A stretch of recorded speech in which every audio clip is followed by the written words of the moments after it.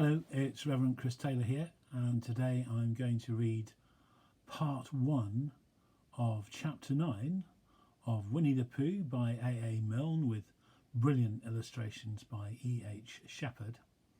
Chapter 9 is called In Which Piglet is Entirely Surrounded by Water.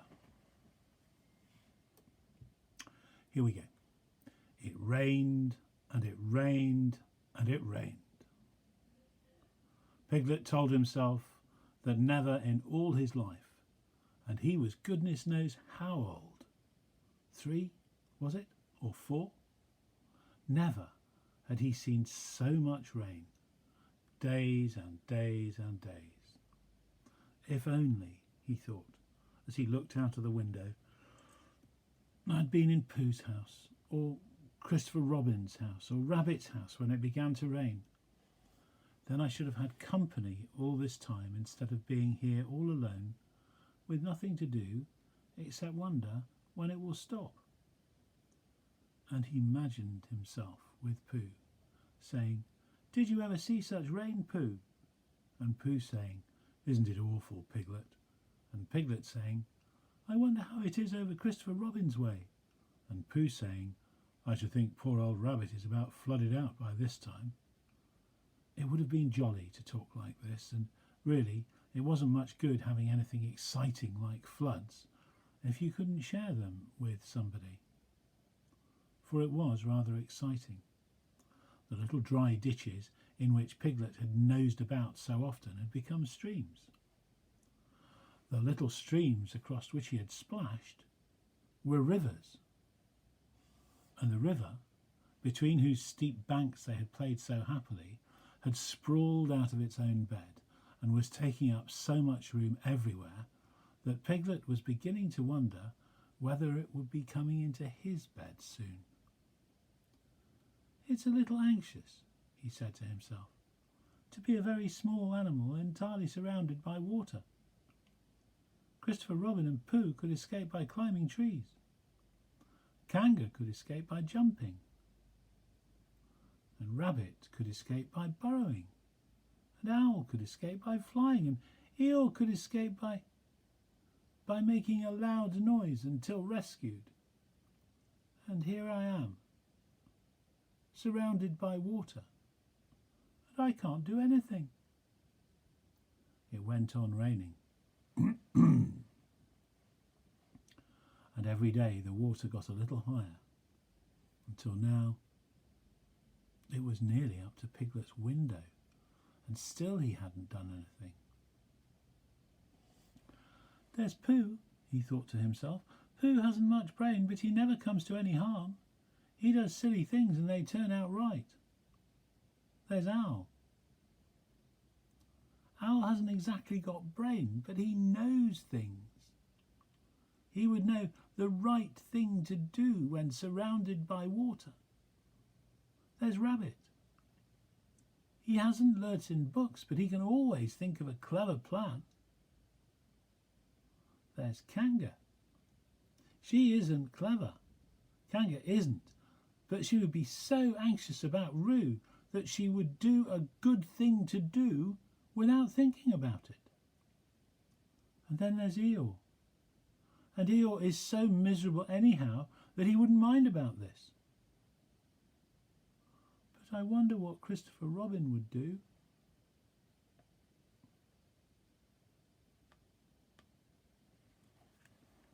There's Piglet, looking out of his house, entirely surrounded by water.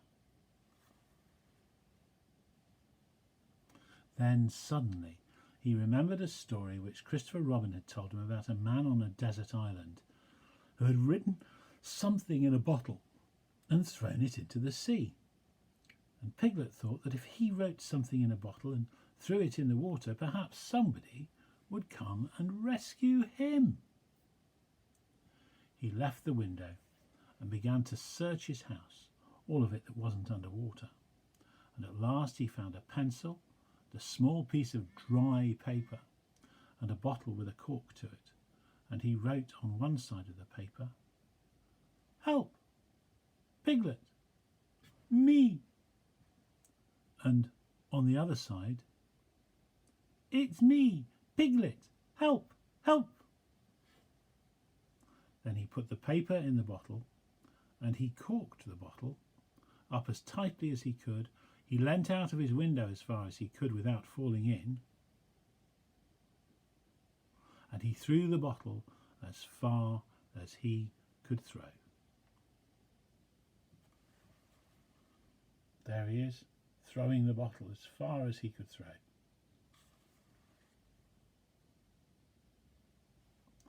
Splash!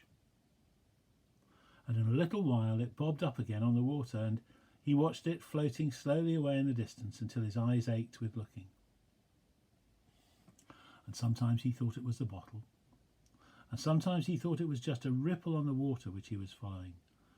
And then suddenly he knew that he would never see it again, and that he had done all he could do to save himself.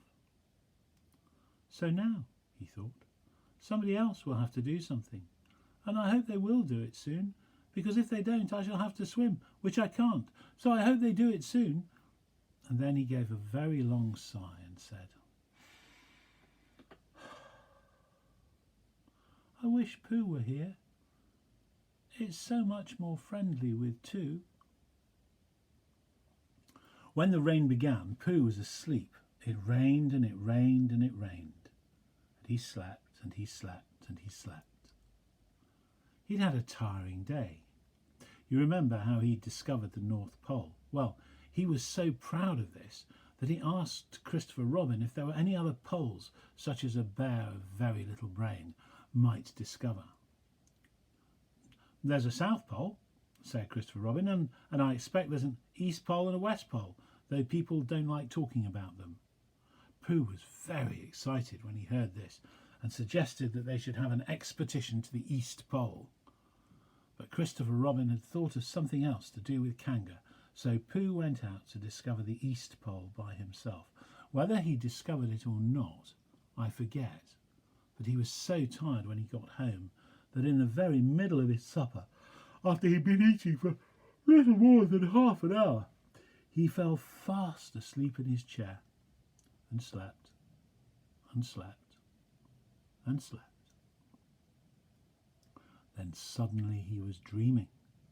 He was at the East Pole, and it was a very cold pole, with the coldest sort of snow and ice all over it.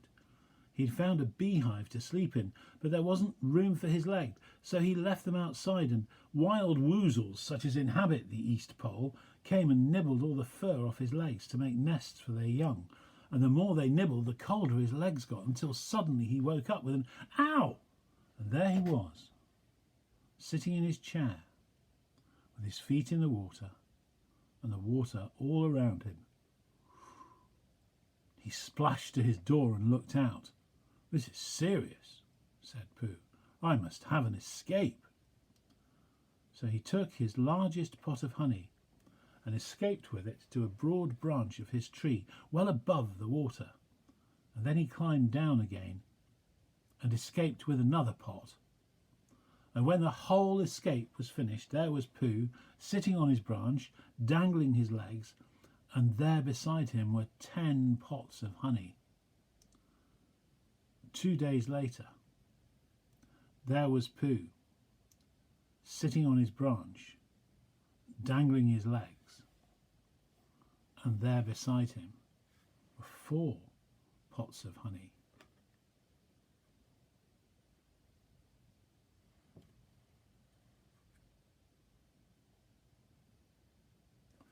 How many pots of honey can you see in that picture?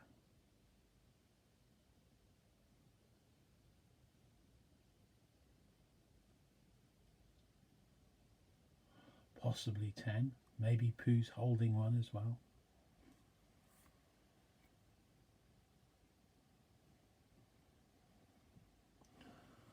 Three days later, there was Pooh sitting on his branch, dangling his legs, and there beside him was 1 pot of honey. 4 days later, there was Pooh, and It was on the morning of the 4th day that Piglet's bottle came floating past him, and with one loud cry of "Honey!" Pooh plunged into the water, seized the bottle, and struggled back to his tree again. "Bother!" said Pooh as he opened it. "All that wet for nothing. What's that bit of paper doing?" He took it out and looked at it. "It's a message," he said to himself. "That's what it is. And that letter is a P. And so is that. So is that. And P means Pooh. So it's a very important message to me, and I can't read it. I must find Christopher Robin or Owl or Piglet, one of those clever readers who can read things, and they will tell me what this message means. Only I can't swim. Bother."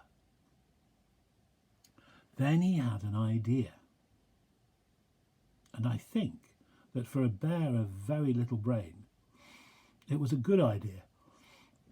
He said to himself, "If a bottle can float, then a jar can float. And if a jar floats, I can sit on the top of it, if it's a very big jar." So he took his biggest jar and corked it up. "All boats have to have a name," he said, "so I shall call mine the Floating Bear." And with these words, he dropped his boat into the water and jumped in after it. For a while, Pooh and the Floating Bear, there he is, whoops,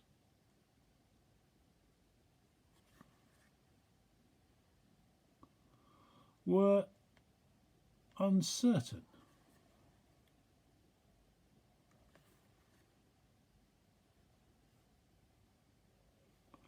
as to which of them was meant to be on the top.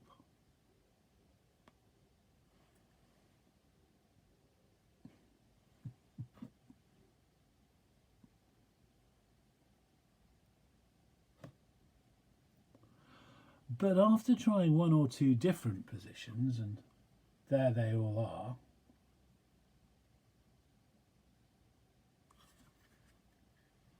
they settled down, with the Floating Bear underneath, and Pooh triumphantly astride it, paddling vigorously with his feet.